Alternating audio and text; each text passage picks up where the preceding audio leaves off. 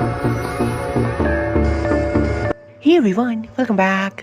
हाजिर हूँ आपके लिए लेकर एक ऐसी कहानी जो शुरुआत से लेकर अंत तक हमें अपनी मिस्ट्री से उलझा कर रखती है। इस एपिसोड की स्टार्टिंग में हम देखते हैं कि गैंगजी मुनियोंग के घर आ चुका होता है। वो देखता है कि सैंगजी वहीं पर सो रहा होता है, तो वो अपनी जैकेट निकाल कर उसे उठा देता है और फिर वो मुनियोंग के पास चला जाता है उससे बातें करने के लिए। मुनियोंग गैंगजी से कहती है कि तुम्हें कब पता चला, तुम कब से जानते हो कि मैं कौन हूँ। फिर गैंगजी कहता है कि तब से जब हम पहली बार मिले थे। तब मुनियोंग कहती है कि इसका मतलब अब तक तुम एक्टिंग कर रहे थे, तुम्हें तो इसके लिए ऑस्कर मिलना चाहिए। मजा आया होगा इस तरह से नाटक करके मुझे बेवकूफ बनाने में, शर्म नहीं आई तुम्हें। फिर गैंगजी कहता है कि तुमने भी तो यही किया। तब मुनियोंग कहती है कि मैंने नहीं किया। फिर गैंगजी कहता है कि सही कहा, तुम चाहती थी कि मैं तुम्हें पहचानूं, पर मैं नहीं चाहता था। मुझे तुमसे नाटक करके तुमसे दूर रहना था। तो वो पूछती है क्यों। फिर गैंगजी कहता है कि तुमने मेरी जान बचाई थी, पर मैं भाग गया था किसी बुजदिल की तरह, और तब से मैं आज तक भाग ही रहा हूँ। तब मुनियोंग कहती है कि रोज रोज इतना नाटक करके थक नहीं गए तुम, अब सच बताने का क्या मतलब। फिर गैंगजी कहता है कि बात को खत्म करने के लिए उस दिन तुमने मेरी जान बचाई थी, उसके लिए मैं तुम्हारा शुक्रगुजार हूँ एंड आई एम सॉरी तुमसे दूर भागने के लिए, जबकि तुम मुझे पसंद थी। मैं इसके लिए पछता रहा था, पर मैं तुम्हें कभी बता नहीं पाया। इस बात का मुझे गम था, शायद इसीलिए मैं तुम्हें बुला नहीं पाया। मेरे पास मेरे भाई के अलावा किसी के लिए टाइम नहीं है।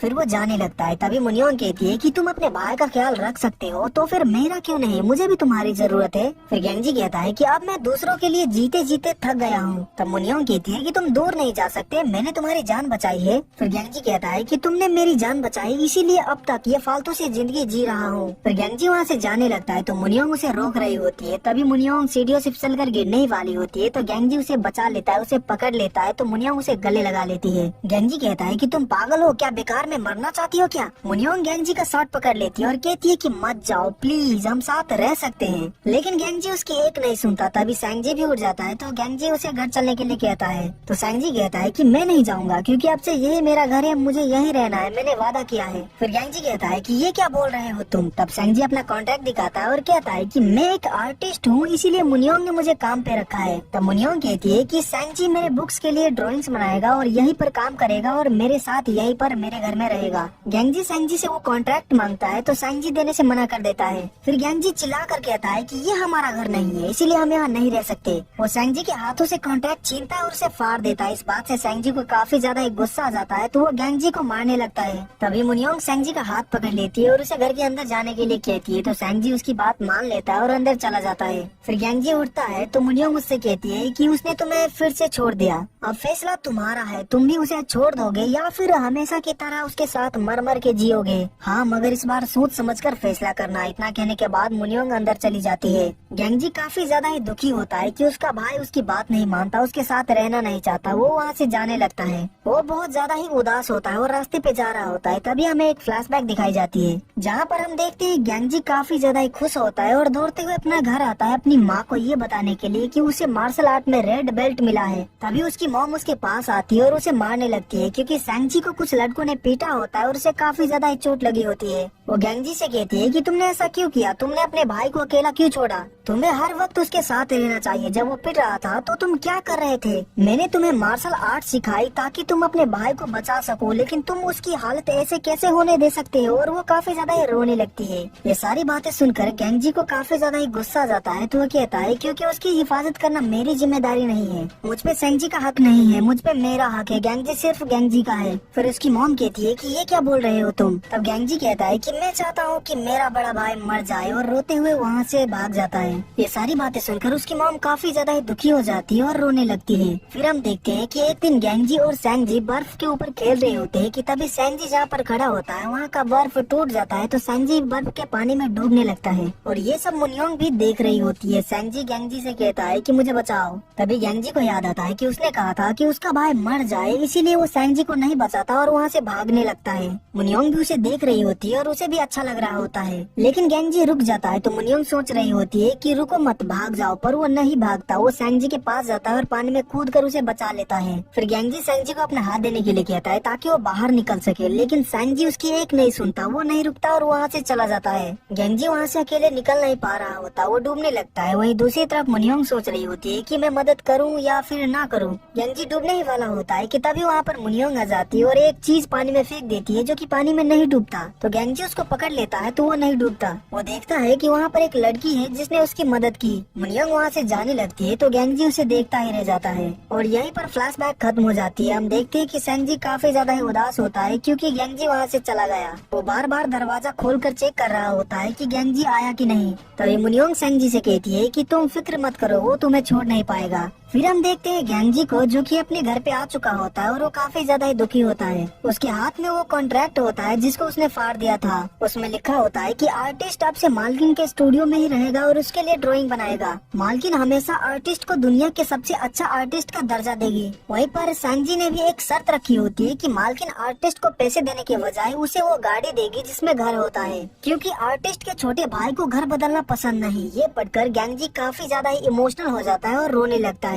फिर अगली सुबह गेंजी अपने छत के ऊपर बैठा होता है कि तभी वहाँ पर नामजोरी की मॉम आ जाती है उसे कुछ आलू देने के लिए। वो देखती है कि गेंजी काफी ज्यादा ही उदास है तो वो पूछती है कि तुम्हें क्या हुआ है। तभी वो गेंजी के चेहरे पे कुछ चोट के निशान देखती है तो वो पूछती है कि तुम्हारी किसी से लड़ाई हुई है क्या। तब गेंजी कहता है कि मेरी थोड़ी सी सेंजी से लड़ाई हो गई थी। फिर वो घर के बाहर से सेंजी को डांटने लगती है तो गेंजी बताता है कि वो यहाँ पर नहीं है। तो फिर वो पूछती है कि वो यहाँ पर नहीं है तो कहाँ पर है। गेंजी उनको बताता है कि सेंजी एक आर्टिस्ट बन गया है और मुनियोंग ने उसे अपने बुक में ड्राइंग करने के लिए हायर किया है। ये सुनकर वो काफी ज्यादा ही खुश हो जाती है। फिर गेंजी पूछता है कि आपको क्या लगता है ये अच्छी बात है। तब वो कहती है कि ये तो बहुत ही अच्छी बात है, तुम्हें उसका शुक्रिया अदा करना चाहिए जिसने उसको मौका दिया। मैं तो यही चाहूंगी कि तुम उसे आगे बढ़ने दो। तुमने अब तक उसका पूरा ख्याल रखा है पर अब उसे ये सपना पूरा कर लेने दो। तुम उसे काम करने से या फिर किसी को पसंद करने से रोक नहीं सकते और रोकना भी नहीं चाहिए। उसके बाद हम देखते हैं कि ली और शिनजे मुनियोंग के घर उससे मिलने के लिए आए होते हैं तो वो लोग डोर नॉक करते हैं तो सेंजी दरवाजा खोलता है क्योंकि उसे लगा था कि गेंजी आया है, पर वो नहीं आया होता तो वो फिर से दरवाजा बंद कर देता है। सेंजी को वहाँ पर देखकर ली और शिनजे काफी ज्यादा शॉक्ड रह जाते हैं और सोचने लग जाते हैं कि ये यहाँ पर क्या कर रहा है। कोई दरवाजा नहीं खोल रहा होता तो ली दरवाजा को तोड़ने ही वाला होता है कि तभी सेंजी दरवाजे को खोल देता है तो ली नीचे गिर जाता है। वो उठता है और मुनियोंग से पूछता है कि ये यहाँ पर क्या कर रहा है। तो मुनियोंग कहती है कि ये यहीं पर रहता है क्योंकि अब से ये मेरी बुक्स के लिए ड्राइंग बनाएगा। लेकिन ली इस बात से खुश नहीं होता। वो कहता है कि तुम खुद को संभाल नहीं पाती तो तुम इसे कैसे संभालोगी। तब मुनियोंग कहती है कि हम दोनों को संभालने के लिए उसका भाई है ना। तभी वहाँ पर गेंजी भी आ जाता है अपने साथ कुछ सामान लेकर। सेंजी गेंजी के पास जाता है और उससे माफी मांगता है तो गेंजी उसे माफ कर देता है। गेंजी को वहाँ पर देखकर मुनियोंग काफी ज्यादा ही खुश हो जाती है। फिर जब वो दोनों साथ में बैठे होते हैं तो मुनियोंग कहती है कि तुमने फिर से अपने भाई को चुना। फिर गेंजी कहता है कि मेरी कुछ शर्तें हैं, वो वीकडेज पे यहाँ पर रहेगा पर हर वीकेंड पे वो घर जाएगा। अगर उसे काम छोड़ना होगा तो मैं उसे तुरंत ही यहाँ से ले जाऊंगा और तुम्हें हमेशा ही उससे इज्जत से पेश आना होगा। तो मुनियोंग कहती है कि ठीक है, मुझे मंजूर है। फिर सेंजी कहता है कि मैं तुम पे यकीन कैसे कर लूँ, तुम्हें तो कसमे वादे बेकार लगते हैं। तो मुनियोंग कहती है कि मैं ये वादा निभाऊंगी क्योंकि मैं ये वादा तुमसे जो कर रही हूँ। जब जेसु को पता चलता है कि गेंजी और सेंजी मुनियोंग के घर रहने के लिए चले गए हैं तो उसे विश्वास ही नहीं होता। तो वो दौड़ के गेंजी के घर जाता है ये चेक करने के लिए कि क्या वो सच में चला गया। और जब वो वहाँ पर गेंजी को नहीं देखता तो वो काफी ज्यादा ही परेशान हो जाता है। फिर वो गेंजी को फोन करता है और उससे कहता है कि क्या तू पागल हो गया है जो उसके साथ रहने चला गया, इससे पहले कि वो तेरी जान ले ले वापस आ जा। यही बात जब नामजोरी को पता चलता है तो वो काफी ज्यादा ही गुस्सा हो जाती है और मुनियोंग को काफी ज्यादा ही गाली दे रही होती है। फिर हम देखते हैं कि सेंजी काफी ज्यादा ही खुश होता है क्योंकि अब से वो मुनियोंग के साथ उसके घर पे रहने वाला होता है और सेंजी को खुश देखकर गेंजी भी खुश हो जाता है। मुनियोंग गेंजी से कहती है कि सेंजी तुम्हारे लिए गाड़ी खरीदना चाहता है तो बताओ कि तुम कहाँ घूमना चाहते हो। फिर गेंजी कहता है कि मैं कभी घूमने नहीं गया पर मैं जाना चाहता हूँ। तब मुनियोंग पूछती है कि कहाँ जाओगे। फिर गेंजी कहता है कि कहीं भी बिना मंजिल के निकल पड़ूंगा। तभी सेंजी कहता है कि हम कभी घूमने नहीं गए पर कई बार हमने शहर बदला है, कुल मिलाकर 17 बार। तब मुनियोंग पूछती है कि बार बार शहर क्यों बदला तुमने। फिर सेंजी कहता है क्योंकि वो सालों से मेरे पीछे पड़ी है। तब मुनियोंग पूछती है कि कौन तुम्हारे पीछे पड़ी है, लेकिन गेंजी सेंजी को बताने से रोक लेता है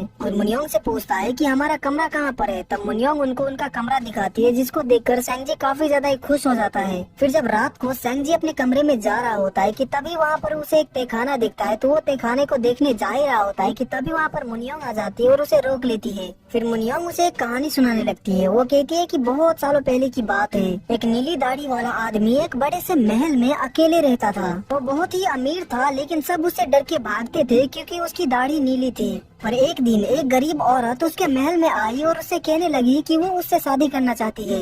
ये सुनकर ब्लू बियर्ड काफी ज्यादा खुश हुआ और उसने महल के हर कमरे से हीरे जवाहरात निकाल कर अपनी दुल्हन को तोहफे में दिया। लेकिन उसने एक कमरा छोड़ दिया और वो था महल का तहखाने का कमरा। उसने बीवी से कहा कि वो उस कमरे में न जाए, पर बीवी से रहा नहीं गया और एक दिन उसने अपने पति से छिपकर उस दरवाजे को खोल ही दिया। उस कमरे में रखा हुआ था औरतों के कटे हुए सर जो कि कमरे में सजा कर रखे हुए थे। ये उसके उन बीवियों के सर थे जिन्होंने उसकी बात नहीं मानी और उस दरवाजे को खोला और अब तहखाने में सड़ रही थी। यही कहानी सेंगजी गेंगजी को सुनाता है तो वो कहता है कि क्या ये कहानी यहीं पर खत्म हो जाती है? तो सेंगजी कहता है कि हाँ। फिर गेंगजी कहता है कि तुम बिना पूछे उस तहखाने में मत जाना क्योंकि ये हमारा घर नहीं है। तब सेंगजी पूछता है कि लोग आखिर नीली दाढ़ी वाले से डरते क्यों थे? तो गेंगजी कहता है क्योंकि वो सबसे अलग था, उसकी दाढ़ी नीली थी। तब सेंगजी पूछता है कि अलग होना गलत बात है? तो गेंगजी कहता है कि शायद हाँ। तब सेंगजी कहता है कि जो अलग होते हैं उन्हें महल में अकेले रहना पड़ता है क्या? फिर गेंगजी कहता है कि नहीं, उसे भी कोई प्यार करने वाली मिलेगी जो कि उसके दाढ़ी से नहीं डरेगी, उससे कहेगी कि अलग होना गलत नहीं है और उसे वो जैसा है वैसे ही पसंद करेगी।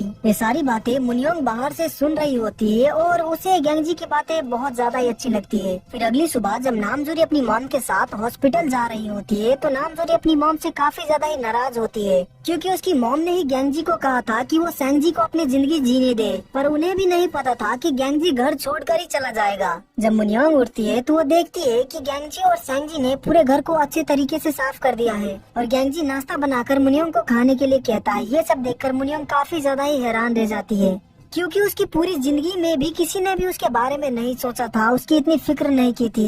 ये सब देखकर वो काफी ज्यादा ही खुश होती है। फिर वो लोग साथ में हॉस्पिटल आते हैं तो गेंगजी कहता है कि अगली बार हम अलग अलग आएंगे, नहीं तो लोग गलत समझेंगे। सेंगजी ने काफी हद तक पेंटिंग बना ही लिया होता है। तभी वहाँ पर डायरेक्टर आता है और सेंगजी से कहता है कि इस पेंटिंग में कुछ तो कमी है। अरे हाँ, इसमें तो तितलियाँ तो है ही नहीं, फूलों के साथ तितलियाँ भी होनी चाहिए। डायरेक्टर ये इसलिए कहता है क्योंकि वो सेंगजी के अंदर से तितलियों का डर खत्म करना चाहता है, लेकिन सेंगजी तितलियां बनाने से मना कर देता है। वो कहता है कि तितलियां गंदी होती है, मैं नहीं बनाऊंगा। उसके बाद हम देखते हैं कि मुनियोंग का क्लास का टाइम हो चुका होता है तो वो पेशेंट का इंतजार कर रही होती है कि तभी वो देखती है कि एक औरत उसको छिप के देख रही है तो वो उसका पीछा करने लगती है। वहीं एक नर्स गेंगजी को आकर बताती है कि मुनियोंग कहीं दिख नहीं रही, उसकी क्लास का टाइम हो चुका है पर वो कहाँ चली गई पता नहीं। तो गेंगजी कहता है कि ठीक है, मैं उसे ढूंढ के लाता हूँ। मुनियोंग उस औरत का पीछा कर रही होती है। वो औरत एक जगह पर जाकर रुक जाती है तो मुनियोंग भी वहाँ पर आ जाती है। वो औरत उसी हॉस्पिटल की एक पागल मरीज होती है। मुनियोंग उसको देखकर काफी ज्यादा ही चौंक जाती है तो औरत कहती है कि चौंक क्यों गई, तुम मुझे भूल गई क्या? ये मैं हूँ, तुम्हारी माँ। ये सुनकर मुनियोंग काफी शॉक्ड रह जाती है। गेंगजी मुनियोंग को बार बार फोन कर रहा होता है पर वो फोन ही नहीं उठा रही होती। तभी वो मुनियोंग को एक रूम में देखता है। वो उसे बुलाने जा ही रहा होता है कि तभी उसे उस रूम से उस औरत की आवाज सुनाई देती है तो वो दरवाजे पे रुक जाता है और उनकी बातें सुनने लगता है। वो औरत कहती है कि मैं कब से तुम्हारा इंतजार कर रही थी, तुम कितनी कमजोर हो गई हो, मगर फिर भी मेरी बच्ची तुम कितनी सुंदर दिखती हो, तुम कुछ बोल क्यों नहीं रही? क्या प्लास्टिक सर्जरी की वजह से तुम मुझे पहचान नहीं रही? मुनियोंग काफी ज्यादा ही शॉक्ड होती है। उसे समझ ही नहीं आ रहा होता कि आखिर उसके साथ ये सब हो क्या रहा है। वो कहती है कि मामा, क्या ये सच में आप ही हो? क्या आप लौट आई? तब वो औरत कहती है कि तुम्हें क्या हो गया है? कंसर्ट के लिए मैं बाहर क्या चले गई? तुम तो मुझे भूल ही गई। ये सुनकर मुनियोंग समझ जाती है कि वो औरत उसकी माँ नहीं है। इस बात से उसे काफी ज्यादा ही गुस्सा आ जाता है तो वो उस औरत को मारने ही वाली होती है कि तभी वहाँ पर गेंगजी आ जाता है और मुनियोंग को रोक लेता है। गेंगजी उस पेशेंट से कहता है कि चलिए, आपका दवाई का वक्त तो हो गया है और उन्हें वहाँ से लेकर चला जाता है। फिर वो मिस पार्क से उस पेशेंट की बीमारी के बारे में पूछता है तो मिस पार्क बताती है कि उस पेशेंट को साइकोटिक डिप्रेशन है। उसे इतना ज्यादा डिप्रेशन है कि जो चीज नहीं भी है वो भी उसे दिखाई देने लग जाती है। उसे सरकार से छोटी सी पेंशन मिलती है पर उसे लगता है कि वो किसी अमीर बिजनेसमैन की बीवी है। फिर गेंगजी कहता है कि वो अपनी बेटी के बारे में बात कर रही थी। तब मिस पार्क कहती है कि उसने अपनी इकलौती बेटी को बहुत ही मुश्किल से पाला था पर कुछ महीने पहले ही वो एक एक्सीडेंट में मर गई, लेकिन उसे लगता है कि उसकी बेटी आज भी जिंदा है। उसके लिए तो यही सच है। फिर हम देखते हैं मुनियोंग को जो कि अपने क्लास में होती है तो एक पेशेंट ने एक कहानी लिखी होती है जो कि माँ के बारे में होता है। उस कहानी को सुनकर मुनियोंग काफी ज्यादा ही गुस्सा हो जाती है और उस पेशेंट पे काफी ज्यादा ही चिल्लाती है क्योंकि आज उसे एक मोमेंट पर लगा कि उसकी माँ शायद जिंदा है। उसके बाद हम देखते हैं कि ली और शिनजे गेंगजी से मिलने के लिए हॉस्पिटल आते हैं ताकि वो उससे कुछ बात कर सके। वो गेंगजी से मिलता लेता है और उससे कहता है कि तुम मुनियोंग के घर से निकल जाओ और अपने भाई को भी ले जाओ क्योंकि तुम वहाँ नहीं रह सकते। फिर गेंजी पूछता है कि क्यों नहीं रह सकते? तब ली कहता है क्योंकि मैं वहाँ पर रहूंगा, तुम उसे नहीं संभाल सकते क्योंकि ये हर किसी की बस की बात नहीं। मैं उसे पिछले 10 साल से झेलता आ रहा हूँ और उसे संभालता आ रहा हूँ। पता है उसके लिए मैंने क्या कुछ नहीं किया है। उसकी हिफाजत के लिए मैंने अपना नाम और अपनी जान भी दांव पे लगाई है। फिर गेंजी कहता है कि तुमने ऐसा क्यों किया? अरे हाँ, पैसों के लिए। उसके बुक से तुमने करोड़ों कमाए है ना। तुमने हर एक काम की एक कीमत ली है, तो अपनी झूठी तारीफ करना बंद करो। अब ली कहता है कि मैं झूठी तारीफें नहीं कर रहा, मुझे सिर्फ उसके जरिए कमाई करने से मतलब होता तो मैं उसे तभी छोड़ देता जब उसकी वजह से मेरी कंपनी को लॉस हुआ। हमारा रिश्ता सिर्फ फायदे या नुकसान पे नहीं टिका है, हमारा रिश्ता बहुत ही गहरा है। तुम मेरी जगह ले रहे हो, इसीलिए उसे छोड़कर चले जाओ। फिर गेंजी कहता है कि नहीं, मैं नहीं छोड़ूंगा। फिर हम देखते हैं कि मुनियोंग का क्लास खत्म हो गया होता है, तो वो वहाँ से घर जा रही होती है कि तभी वहाँ पर वो पागल औरत फिर से आ जाती है और उसे अपना बेटी समझकर उससे काफी सारी बातें करने लगती है। लेकिन मुनियोंग को काफी ज्यादा गुस्सा आ जाता है, तो वो चिल्ला कर कहती है कि चुप हो जाइए, बस कीजिए, अपने आप को मेरी माँ बुलाना बंद कीजिए। तो औरत कहती है फिर मैं क्या बुलाऊं, मैं तुम्हारी माँ हूँ। मुनियोंग कहती है कि मेरी माँ मर चुकी है, उसकी खोपड़ी फट गई थी, हर जगह खून ही खून था, उसके हाथ भी टूट गए थे, बेजान सी पड़ी हुई थी। तो प्लीज बात को समझिए और होश में आइए, मैं आपकी बेटी नहीं हूँ। ये सुनकर उस औरत को काफी बड़ा सदमा लगता है, तो वो वहीं पर बेहोश हो जाती है। उसके बाद हम देखते हैं कि गेंजी और मुनियोंग काम खत्म करके घर आ चुके होते हैं। मुनियोंग काफी ज्यादा ही दुखी होती है, इसीलिए वो खाना खाने भी नहीं आती और इसीलिए गेंजी भी काफी ज्यादा ही परेशान होता है। मुनियोंग अपनी माँ के बारे में काफी ज्यादा ही सोच रही होती है, इसीलिए उसे उसके सपने में फिर से उसकी माँ की आत्मा दिखती है। इससे वो काफी ज्यादा ही डर जाती है और रोने लगती है। वो कहती है कि तुम जिससे भी प्यार करोगी मैं उसे मार दूंगी। मुनियोंग काफी ज्यादा ही रो रही होती है, तो मुनियोंग की रोने की आवाज गेंजी भी सुन लेता है, तो वो मुनियोंग के पास चला आता है। वो मुनियोंग से पूछता है कि क्या हुआ, तो मुनियोंग उसे पकड़ लेती है और उसे कहती है कि चले जाओ, यहाँ से भाग जाओ। मुनियोंग ने गेंजी के टी शर्ट को काफी कस के पकड़ा होता है और काफी ज्यादा ही रो रही होती है, तो गेंजी मुनियोंग को गले लगा लेता है और उसे कहता है कि मैं कभी भी नहीं जाऊंगा। गेंजी ने मुनियोंग को गले लगाया होता है, जिसकी वजह से मुनियोंग का डर खत्म हो जाता है और वो शांत हो जाती है। और ये एपिसोड यहीं पर खत्म हो जाती है। तो